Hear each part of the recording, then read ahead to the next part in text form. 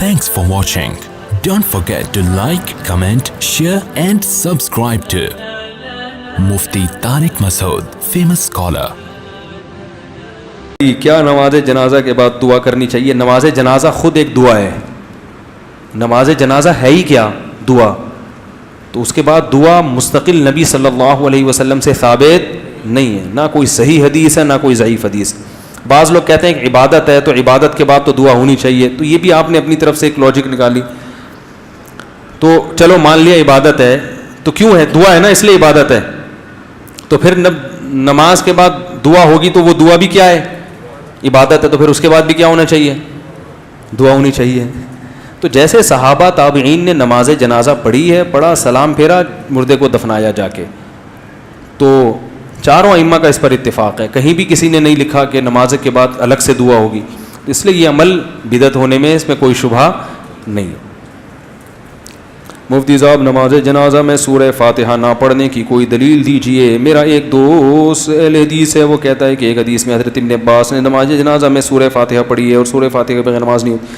سورہ فاتحہ کے بغیر نماز نہیں ہوتی تو رکوع سجدے کے بغیر بھی نماز نہیں ہوتی. تو نماز جنازہ عام نمازوں کی طرح نہیں ہے. تو جیسے وہ رکوع سجدے، جو سجدہ تو سورہ فاتحہ سے زیادہ بڑا رکن ہے، تو یہ جو سورہ فاتحہ کے بغیر نماز نہیں ہوتی، یہ رکوع سجدے والی نمازوں کے بارے میں. باقی حضرت ابن عباس نے جو سورہ فاتحہ پڑھی ہے وہ بطور دعا کے پڑھی ہے، بطور تلاوت کے نہیں پڑھی ہے. اس پر کوئی حدیث دکھا دیں کہ بطور تلاوت کے پڑھی ہے، تو ہم یہ کہتے ہیں نماز جنازہ میں سورہ فاتحہ پڑھنا جائز ہے بطور تلاوت کے، بطور دعا کے. سمجھ میں آ رہی ہے؟ سمجھ میں الحمدللہ. بطور دعا کے، کیونکہ دعا کے مختلف کلمات نبی سے نماز جنازہ میں منقول ہیں. تو جو زیادہ منقول ہیں ان کو زیادہ پڑھنا چاہیے، جو کم منقول ہیں ان کو کم پڑھنا چاہیے. تو اگر حضرت ابن عباس نے سورہ فاتحہ پڑھی ہے تو بطور دعا کے پڑھی ہے، تو بطور دعا کے ہم بھی اس کو جائز کہتے ہیں، پڑھ سکتے ہو، لیکن لازم نہیں ہے. اور وہ دعائیں جو زیادہ کثرت سے نبی سے منقول ہیں ان کا پڑھنا زیادہ افضل ہے نماز جنازہ میں. جیسے اللہم اغفر لحینا ومیتنا، اس کے علاوہ بہت ساری دعائیں تو کوئی بھی پڑھ سکتے ہو، تو فاتحہ بھی پڑھ سکتے ہو. لیکن فاتحہ کو نماز جنازہ کا رکن کہنا اور یہ کہنا کہ یہ نماز جنازہ کی خاص سنت ہے یا اس کے بغیر نماز جنازہ نہیں ہوتی، اس پر کوئی حدیث نہیں ہے. سمجھا پا رہا ہوں اپنی بات میں؟ مفتی صاحب السلام علیکم، میرا نام سیف احمد ہے. میرا یہ سوال ہے کہ آدمی اپنی 4 بیویوں کے ساتھ ایک ہی کمرے میں ایک ہی وقت میں 4 کے ساتھ رہ سکتا ہے؟ وہ اگر 4 بیویوں کو ایک کمرے میں رکھے گا تو خود کہاں رہے گا؟ ایک کمرہ تو دور کی بات، 4 کو ایک گھر میں اگر رکھتا ہے تو خود کہاں رہے گا؟ رہے گا تو یا تو بلڈ پروف جیکٹ پہن کے رہے گا، ورنہ کم سے کم ہیلمٹ بہت ضروری ہے، کیونکہ باقی چوٹیں انسان برداشت کر لیتا ہے، سر کی چوٹ برداشت نہیں کر پاتا. اس لیے کہتے ہیں تمام دوائیں بچوں کی پہنچ سے دور رکھیں. مفتی صاحب، جب نماز کے لیے اقامت کہی جائے تو مقتدی اپنے دونوں ہاتھ باندھ لے، چھوڑے رکھے ہاتھ باندھنا، کوئی ہاتھ باندھنا نماز کی سنتوں میں سے ہے. مفتی صاحب، فرض نماز کے بعد اجتماعی دعا مانگنا بدعت ہے. اب فرض نماز کے بعد ہاتھ اٹھا کے آپ فرض نماز کے بعد ہاتھ اٹھا کر دیا دعا کیوں مانگتے ہیں؟ فرض نماز کے بعد ہاتھ اٹھا کے دعا مانگنا یا اجتماعی حیت پہ دعا مانگنا کسی بے غبار صحیح حدیث سے ثابت نہیں ہے. کسی بھی صحیح حدیث سے، ایک روایت ہے جو ذرا کمزور ہے جس میں آتا ہے کہ ایک دفعہ نبی صلی اللہ علیہ وسلم نے فرض نماز کے بعد ہاتھ اٹھائے ہیں، مگر وہ روایت کمزور ہے. اور اگر اس کو صحیح مان بھی لیا جائے تو ایک دفعہ. سمجھ میں آ رہی بات؟ تو کتنی دفعہ؟ ایک دفعہ.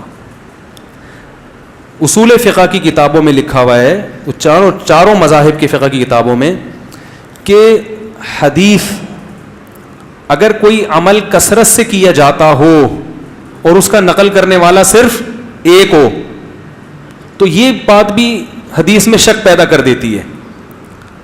ایک دفعہ اگر نبی صلی اللہ علیہ وسلم نے کیا ہے تو پتہ یہ چلا کہ اور وہ بھی اجتماعی نہیں، انفرادی طور پر. سمجھ میں آ رہی ہے بات؟ انفرادی طور پر. تو آپ بھی کبھی کبھار انفرادی طور پر رفع الیدین کر لیں. عام معمول اگر نبی کا نمازوں کے بعد، فرض نماز کے بعد ہاتھ اٹھا کر دعا کرنے کا ہوتا، چاہے اجتماعی یا انفرادی، تو اس کے نقل کرنے والے کثرت سے ہوتے. سمجھ میں آ رہی اس بارے میں؟ کیونکہ نماز کو تو بہت اہتمام اور اہمیت کے ساتھ احادیث میں بیان کیا گیا ہے، جبکہ ہم دیکھتے ہیں کہ حدیث کی کتابیں اس سے بالکل خاموش ہیں. سمجھ میں آ رہی بات؟ دوسرا مسئلہ، بعض حضرات یہ کہتے ہیں کہ بہت ساری حدیثیں ہیں جن میں آتا ہے کہ رسول اللہ صلی اللہ علیہ وسلم نے فرض نماز کے بعد دعا کی بہت ترغیب دی ہے، اور آپ نے فرمایا کہ سب سے زیادہ دعا قبول کس وقت ہوتی ہے؟ فرض نماز کے بعد. اس حدیث کا مطلب سمجھیں. جب بھی ایک حدیث کو بیان کیا جائے گا دوسری احادیث کو سامنے رکھ کر، خود نبی اور صحابہ نے اس حدیث پر کیسے عمل کیا ہے. ہم نبی کو دیکھتے ہیں کہ کہیں بھی نہیں کسی صحیح حدیث میں ملتا کہ نبی صلی اللہ علیہ وسلم کا یہ معمول تھا کہ آپ فرض نماز کے بعد ایسے دعا مانگتے تھے. خلفائے راشدین سے بھی کوئی روایت نہیں ملتی، نہ صحیح نہ ضعیف. بھائی دیکھو ہمارے ہاں تو یہ پابندی سے ہو رہا ہے نا پانچوں نمازوں میں ہر مسجد میں، اگر صحابہ میں بھی ایسا ہوتا تو کوئی ضعیف روایت تو ملتی نا صحابہ کرام سے، نہ صحیح ہے نہ ضعیف ہے. اور نبی سے بھی کوئی کثرت سے ایک روایت ہے، اس کی سند پہ بھی کیا ہے، ٹھیک ہے بعض نے اس کو صحیح کہا بعض نے ضعیف کہا، مگر وہ بھی متفق علیہ صحیح نہیں ہے.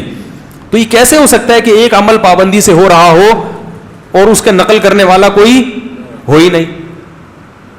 تو اب ہم دیکھتے ہیں کہ جو حدیث میں آتا ہے فرض نماز کے بعد آپ صلی اللہ علیہ وسلم نے دعا کی ترغیب دی ہے، خود کیسے دعا مانگی ہے. تو ہم دیکھتے ہیں کہ نبی سے دوسری حدیثوں میں کیا ملتا ہے. آپ نے فرمایا جس نے فرض نماز کے بعد اللہم انت السلام پڑھا، کسی حدیث میں آتا ہے آپ نے فرمایا اللہم لا مانع لما اعطیت ولا معطی لما منعت ولا ينفع ذا الجد منک الجد. کسی میں آتا ہے جس نے فرض نماز کے بعد آیت الکرسی. خود آپ کا اپنا معمول بھی یہی. تو پتہ یہ چلا ان کلمات کو حدیث میں دعا سے تعبیر کیا جا رہا ہے. یہ وظائف ہیں. وظیفہ اس دعا کو کہتے ہیں جن کے یعنی لگے بندے کلمات ہوں، اس کو بھی دعا سے تعبیر کیا جاتا ہے. اس کی مثال ایسے ہے جیسے ہم کہتے ہیں افطار کی دعا، آذان کے بعد کی دعا، مسجد میں داخل ہونے کی دعا، مسجد سے باہر نکلنے کی دعا. تو وہ دعا کیا ہے؟ اللہم افتح لی ابواب رحمتک، مخصوص کلمات. اذان کے بعد کی دعا کیا ہے؟ اللہم رب ہذہ الدعوۃ التامہ. تو فرائض کے بعد جو دعا ہے وہ بھی کیا ہے؟ آیت الکرسی، اللہم انت السلام، اللہم لا مانع لما اعطیت. یہ کلمات، ان کلمات کو کیا کہا گیا ہے؟ بولو بھائی، دعا.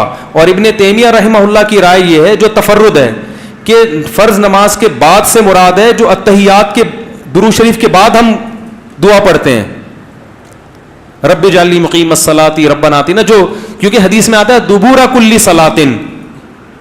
تو دبر کا جو لفظ ہے عربی میں وہ بعد کے معنی میں بھی استعمال ہوتا ہے اور اینڈ کے معنی میں بھی. ابن تیمیہ رحمہ اللہ کہتے ہیں کہ جو ہم نماز کے آخر میں اتحیات پڑھتے ہیں پھر درود شریف پڑھتے ہیں، اس کے بعد جو دعائیں کرتے ہیں نا، تو فرض نماز کے بعد سے مراد کیا ہے؟ یہ والی. لیکن یہ ان کا تفرد ہے. ہم کہتے ہیں ایسا نہیں بلکہ سلام کے بعد. مگر دعائیں کون سی؟ وہ جو منقول ہیں. یہاں تک میں سمجھا پایا اپنی بات؟ آگے چلیں.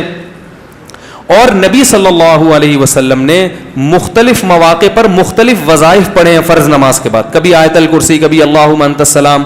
تو ہم یہ کہتے ہیں دوسری طرف حضرت عائشہ رضی اللہ تعالی عنہا کی حدیث ہے کہ آپ صلی اللہ علیہ وسلم فرض نماز کے بعد اللہم انت السلام کے بقدر بیٹھتے تھے اور پھر کھڑے ہو جایا کرتے تھے.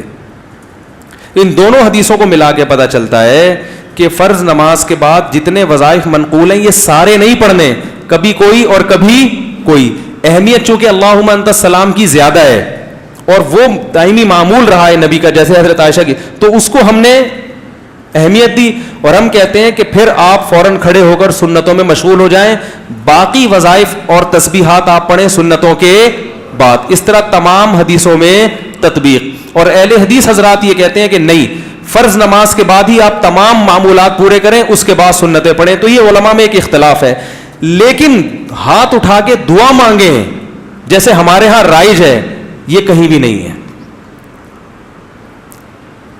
حتیٰ کہ چاروں، یہ تو اب یعنی اہل حدیث میں بھی نہیں ہے، وہ تو سب کو پتہ ہے نہیں ہے.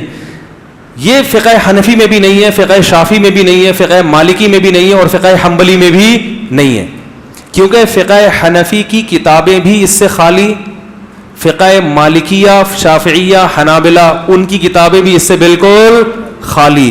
نہ صرف خالی بلکہ اس کے مخالف. فتاوی عالمگیریہ فقہ حنفی کی کتاب ہے نا, اس میں لکھا ہے کہ امام کو چاہیے کہ سلام پھیرنے کے بعد اللہم انت السلام کے بقدر بیٹھے اور اس کے بعد کھڑا ہو جائے. یہ کہیں بھی نہیں لکھا کہ اس میں کیا کرے, اجتماعی دعا مانگے یا انفرادی دعا مانگے, کہیں بھی نہیں لکھا ہوا, بلکہ اس کے خلاف لکھا ہوا ہے. تو اس لیے یہ فقہ حنفی میں بھی نہیں ہے. ہاں یہ ہمارے اکابر میں ایک چیز رائج ہو گئی ہے, ہمارے بزرگوں میں, جو ہندوستان میں بہت تیزی سے, بولو بھائی, پھیل گئی. جب رائج ہو گئی تو حضرت مفتی محمد شفیع صاحب رحمہ اللہ تعالیٰ کا اجتماعی دعا پر ایک رسالہ ہے, مفتی اعظم جو تھے, انہوں نے فرمایا کہ اب اس کو ایک دم ختم کرنے میں کیا ہے. Thanks for watching. Don't forget to like, comment, share and subscribe to Mufti Tariq Masood, famous scholar.